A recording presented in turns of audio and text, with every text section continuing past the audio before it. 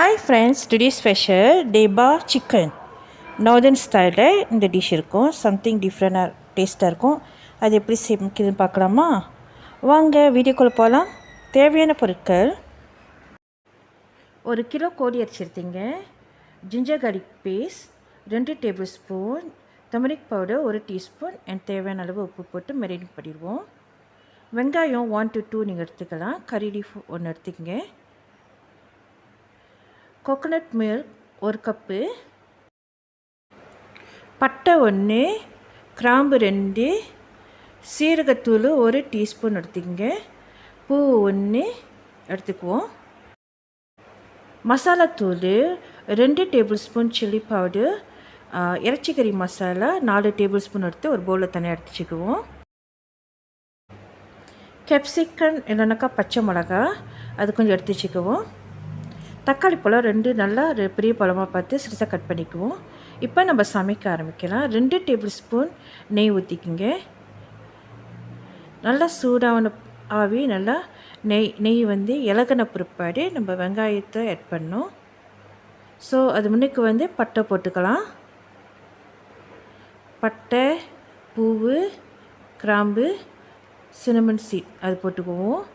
வெங்காயத்தை இப்போ நம்ம ஆட் பண்ணிக்குவோம். பெரிய வெங்காயம் 1, நீங்கள் 1 இல்லை 2 கூட நீங்கள் யூஸ் பண்ணிக்கலாம். சிறுசாக கட் பண்ணிக்கோங்க. இது நல்லா நிறம் மாற வரைக்கும் தாளிக்கணும். கறி லீஃப் ஆட் பண்ணிக்கலாம். ஸோ நல்லா கிண்டி விடுங்க, வாசமாக இருக்கும். தேவைப்பட்டால் எண்ணெய் ஆட் பண்ணிக்குவோம். நம்ம நெய் யூஸ் பண்ணிட்டோம். உங்களுக்கு தேவைப்பட்டாக்கா அந்த ஸ்மெல் ரொம்ப ஸ்ட்ராங்காக இருக்குது. சில பேருக்கு நெய்யிலே சமைக்கிறதுக்கு கஷ்டமாக இருக்கும். ஸோ எண்ணெய் தேவைப்பட்டால் நீங்கள் எண்ணெய் கொஞ்சம் ஆட் பண்ணிக்கங்க தேவையான அளவு. நல்லா வாசமாக இருக்குது. இப்போ இந்த டைமில் நம்ம டொமேட்டோ போட்டுக்கலாம், தக்காளி பழம். ஸோ தக்காளி பழம் போட்டுட்டு கொஞ்ச நேரம் நல்லா கிண்டிட்டு மூடி வைப்போம். தக்காளி பழம் நல்லா இறங்கி ஜூஸி ஆகணும்.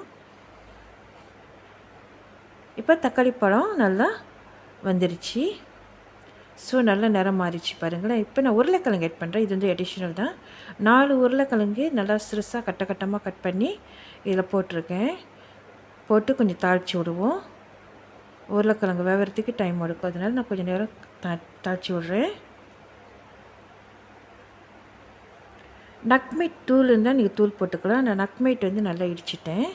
நல்லா இடிச்சிட்டு ஸோ அந்த 1 டேபிள் ஸ்பூன் இருந்துச்சு, அதையும் போட்டுக்கிறேன். உப்பு தேவையான அளவு போட்டுக்குங்க.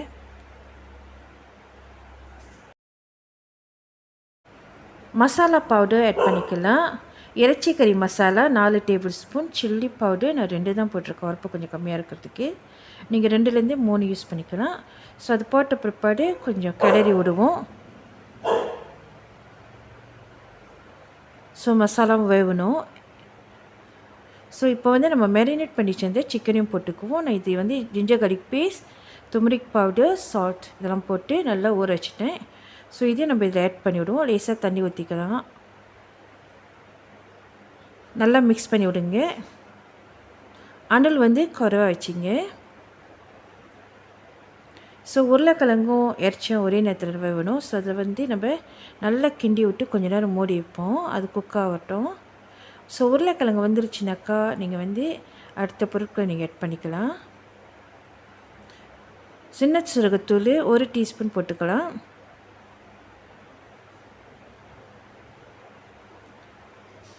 ஸோ நல்லா மிக்ஸ் பண்ணி விட்டுருவோம் எல்லாமே.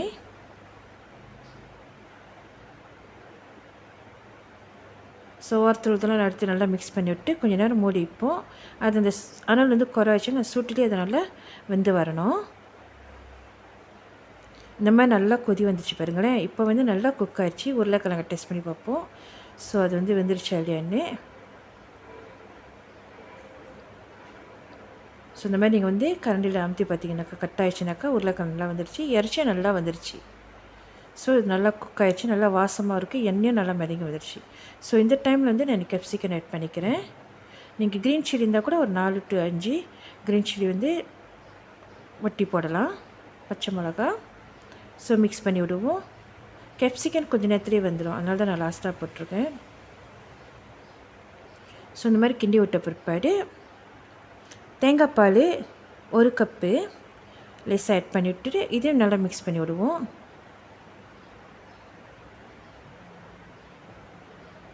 ஸோ தேங்காய் பால் ஊற்றினோன்னே அந்த கறியோட நிறமே மாறிடுச்சு. நம்ம எப்போது விற்கிற கோழிக்கறி மாதிரி இருக்காது. இது வந்து டெபா சிக்கன் கறி. டெபா சிக்கன், அதாவது நார்தர்ன் ஸ்டைலில் உள்ள கறி டிஃப்ரெண்ட்டாக இருக்கும். ஸோ இப்போ வந்து நான் கொரியாண்டர் லீஃப் போட்டுக்கிறேன். கொரியாண்டர் லீஃப் போட்டுட்டு ஒரு 2 கிண்டு கட்டிட்டு நீங்கள் இது ரெடி ஆகிடுச்சு, சர்வ் பண்ணலாம். அவ்வளோதான், நம்மளுடைய டெபா சிக்கன் இஸ் ரெடி. இந்த வீடியோ உங்களுக்கு பிடிச்சிச்சுன்னா மறக்காமல் சப்ஸ்கிரைப் பண்ணுங்கள், பெல் பட்டன் அனுப்புங்க, ஃப்ரெண்ட்ஸ் கூட ஷேர் பண்ணுங்கள். தேங்க்ஸ் ஃபார் வாட்சிங். God bless you. Love you all. Take care. Bye. Happy cooking.